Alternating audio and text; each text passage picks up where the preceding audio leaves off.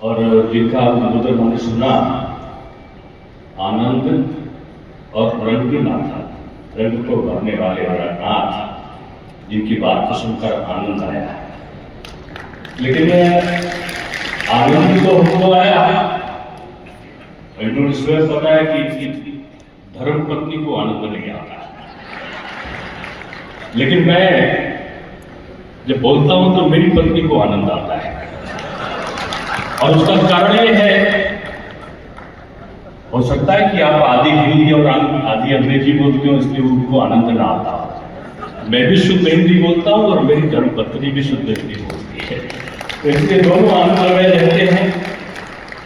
आज का समय बदला है, और समय के बदलाव के सामने हर व्यक्ति के पास समय का अभाव है, और समय के अभाव के कारण वो हमेशा कल भी हम कल के लिए सोचते थे, आज भी हम कल के लिए सोचते हैं। और कल ही का अगर हम कल के लिए सोचते रहे तो फिर आज का आनंद हम कब लेंगे? आज का आनंद लेना है ना, तो हम सुख की अनुभूति करनी होगी, और अगर सुख की अनुभूति करनी होगी ना, तो ये धर्म आते ही सुख मिलेगा ये गारंटी नहीं है। लेकिन इंसानियत आते ही हमारा जीवन सुखमय बन जाएगा, मैं आज के इस महाधिवेशन में इसकी गारंटी देता हूं। और सबसे बड़ा तो प्रश्न हम सबके सामने ये आता है कि हम सुख कैसे रहे। तो खुद को सुख की गारंटी लेने का अधिकार देना चाहिए, दूसरे का अधिकार नहीं देते इनको हमको सुखी करें। और जिंदगी में तमाम परिवर्तन होते हैं, उतार चढ़ाव। आजादी मिली, आजादी को मिलने में तमाम उतार चढ़ाव आए। कभी अंग्रेज देना चाहते थे, नहीं देना चाहते थे, जातिवाद में बांटा, संप्रदायवाद में बांटा, हमारा विभाजन किया, तमाम उतार चढ़ाव आए। और इन उतार चढ़ावों के बीच में हमारी भाषा के कौन किस प्रकार से राष्ट्रभाषा बने, किस प्रकार से राजभाषा बने, इसके उतार चढ़ाव भी कम महत्वपूर्ण नहीं थे। और इस दौरान हमने किस प्रकार से उन्नति करी, और तमाम प्रकार के विचारों के तारतम्य के बीच में हमने 14 सितंबर जो आज का दिन है, इस 14 सितंबर को 1949 को हमने राजभाषा हम इसको बना सके, इसके लिए हम संकल्पित भावना से सामने आए। ये दिन महत्वपूर्ण है, तमाम महानुभावों को हमने सम्मानित किया है। हम सुनते आए, निज भाषा उन्नत है सब उन्नत को बोल। कभी कहता था कि जिसको न निज गौरव न निज देश पर अभिमान है, वो नर नहीं नर पशु निरा है और मृतक समान है। हम कैसे देश पर अभिमान करेंगे, हम कैसे अपनी भाषा का उन्नयन के लिए सद प्रयत्न करेंगे? ये शायद आजादी के समय और इसके बाद महात्मा गांधी जी ने सोचा। आज हम गुजरात में है। गुजरात का क्या हुआ? जहां आराम से गुजारे रात, वो है गुजरात। और गुजरात में हिंदी भाषा का उन्नयन के लिए 4 लोगों का बड़ा भारी योगदान है। सरदार वल्लभ भाई पटेल हिंदी के वाक्यांश उनके बड़े अद्भुत होते थे। महात्मा गांधी ने तो आजादी की युद्ध में हिंदी भाषा को प्रोत्साहन और संवर्धन मिले, इसके लिए वो सद प्रयत्नों के लिए जाने गए। ये बात अलग है, अटल जी ने राष्ट्रभाषा को एक अंतरराष्ट्रीय मंच दिया, संयुक्त राष्ट्र में बोले। लेकिन गुजरात के जिन 4 शब्दों का हम लोग नाम लेते हैं, उनमें हम महात्मा गांधी जी का, सरदार पटेल का, और जिनको हम युग पुरुष के रूप में परिभाषित करने का प्रयत्न तो नहीं, मैं तो कहता हूँ प्रयत्न को हम समाप्त कर चुके हैं और उनको मैं युग पुरुष के रूप में देखता हूँ। नरेंद्र दामोदर दास मोदी जी ने 2014 के बाद से और आज तक हिंदी भाषा के उन्नयन और संवर्धन का जो सद प्रयत्न किया। जो हम लोग 1914 में आए तो 35% केवल कामकाज हिंदी भाषा में होता था। आज जब आपके सामने बोल रहे हैं तो भारत सरकार के विभागों में 65% काम अब हिंदी भाषा में संपादित होने लगा है। और उसका कारण क्या है कि हमने भारतीय भाषाओं का सम्मान का कर्म जारी किया है।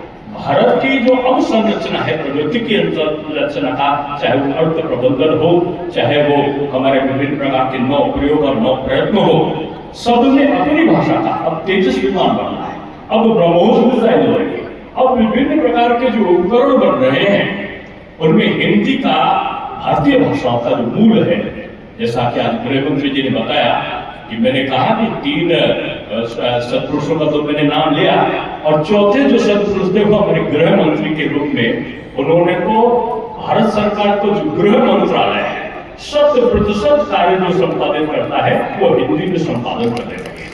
और पत्रों का जवाब अगर किसी भारतीय भाषा में आएगा तो पत्रों का जवाब उनको उसी भाषा में जाएगा। यानी भारत की सभी भाषाओं का सम्मान 22 भाषाओं को हमने 8वीं अनुसूची में शामिल किया है। 11 भाषाएं ऐसी हैं जिनको हमने एक प्रकार से शास्त्रीय भाषा का दर्जा दिया है। ये कम नहीं है।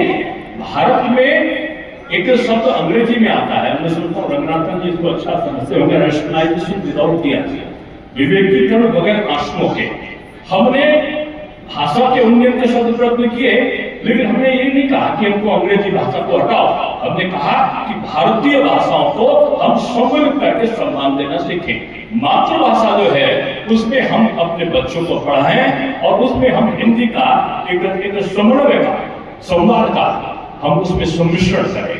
और आज यही जो प्रयोग है कि तमिल संगम होता है, गुजरात संगम और हिंदी संगम होता है, ये बंगाल संगम और हिंदी संगम होता है। बंगाल के लोग उत्तर प्रदेश और बिहार में जाएंगे तो 100 शब्द हिंदी के सुन के बच्चे आएंगे, और वो लोग अगर बंगाल और तमिल में जाएंगे तो 100 शब्द तमिल और बंगाली भाषा के समझ कर आएंगे। ये अनूठा प्रयोग हमने AI का प्रयोग किया, हमने पत्रों के रूपांतरण का प्रयोग किया, सारथी पोर्टल के रूप में हमने कंठस्थ और विभिन्न प्रकार के जो शब्द सिंधु कोश है उसके सृजन का काम किया। यानी इस 2014 के बाद की जो गाथा है वो हिंदी और भारतीय भाषा के संवर्धन की गाथा के रूप में पूरे समय ये जाना जाएगा। ऐसा मैं आज के इस ऐतिहासिक मंच से आपको कह रहा हूँ, और ये इसीलिए कह रहा हूँ कि आज का जो प्रयोग है वो अद्भुत है। और इस प्रकार से जो विभिन्न प्रकार की, चाहे वो तेलुगु हो, कन्नड़ हो, मलयालम हो, उड़िया हो, इस सारी भाषाओं का उन्नयन का की जो यात्रा चली है उसमें सहयात्री बनकर हिंदी पूरी तरीके से समर्पित भाव में उसके साथ है, और ये साथ अटूट बना रहे। और मैं समझता हूँ कि ये जो आत्मसंघर्ष जो पहले शुरू करने की चेष्टा हुई थी आजादी के बाद, कभी सीमा विवाद, कभी क्षेत्र विवाद, कभी संप्रदाय का विवाद, कभी भाषा विवाद, इन सारे विवादों से अलग हटकर अब एक ही है भारतीय भाषाओं का संवाद। और इस संवाद का जो प्रचलन है वो एक नव प्रयोग लेकर हमारे सामने आया है। हम जानते हैं कि ब्रजभाषा एक भाषा के रूप में थी, हिंदी उसमें एक बोली के रूप में शायद थी, लेकिन हिंदी ने आत्मसात किया अन्य भाषाओं को, और अन्य भाषाओं के शब्दों को आत्मसात करने के बाद हिंदी भाषा आज 44% से ज्यादा पूरे भारत में बोली और समझे जाने लगी, और हमारी ब्रज की मीठी भाषा आज बोली के रूप में हमारे सामने है। तो मैं यही कह सकता हूँ इस समय के साथ हमने परिवर्तन किया है, और ये जो परिवर्तन किया है लोग समझ सकते हैं कि ये परिवर्तन हमारे जो कर्म है, अच्छे कर्म है, यानी हमने घर की सांस्कृतिक विरासत को संजोया, अपने शास्त्रों को संजोया। आज एक विद्वत पुरुष ने वाल्मीकि रामायण को उन्होंने गुजराती भाषा में अनुवाद किया। विभिन्न भाषाओं में अनुवाद आज की सांस्कृतिक पहचान है, और मैं समझता हूँ कि आज का ये जो अखिल भारतीय हिंदी, इसको मैं सम्मेलन की संज्ञा दूंगा कि ये कर्म प्रधान है। और हमारे बहुत बड़े एक कवि भी हैं गोपाल दास नीरज, उन्होंने कहा कि कर्म अगर अच्छा है तेरा, किस्मत तेरी दासी है, दिल है तेरा साफ तो प्यारे, घर में मथुरा और काशी है। मथुरा और काशी हमारे घर में है जब हमारा कर्म अच्छा है, हमारा दिल अच्छा है, साफ है।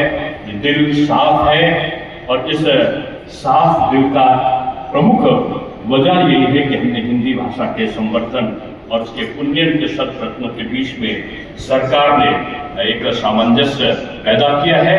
अंतरराष्ट्रीय मंचों पर भी हिंदी में विचार व्यक्त करने का उपक्रम जो राष्ट्र संघ के सम्मेलन में संयुक्त राष्ट्र संघ में अटल जी ने प्रारंभ किया था, सुषमा स्वराज जी ने बोला था, आज दुनिया के कई देश, चाहे मॉरिशस हो, फिजी हो, या बहुत सारे देश हैं, वो हिंदी भाषा और भोजपुरी तक में अपने वाक्यांशों का प्रयोग करते हैं।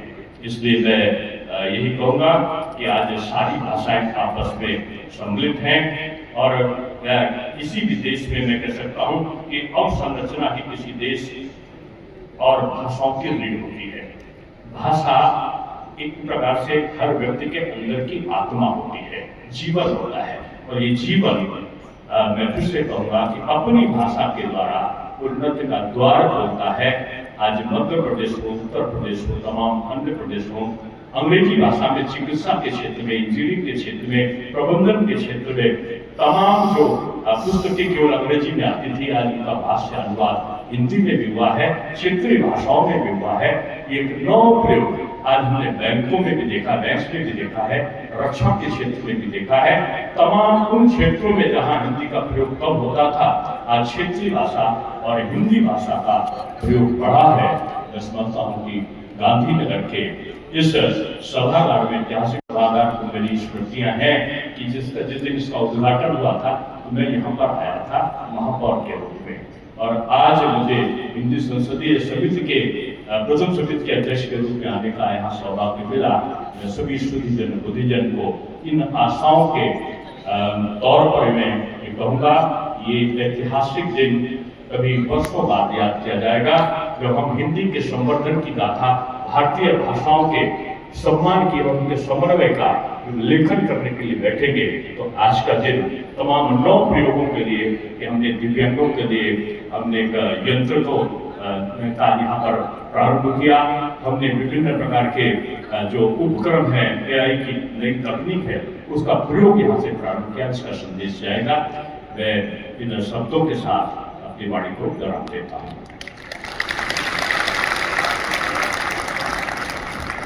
बहुत बहुत धन्यवाद आदरणीय दिनेश शर्मा जी, माननीय सांसद। आप लोग जोरदार ताली से एक बार फिर से स्वागत कीजिए।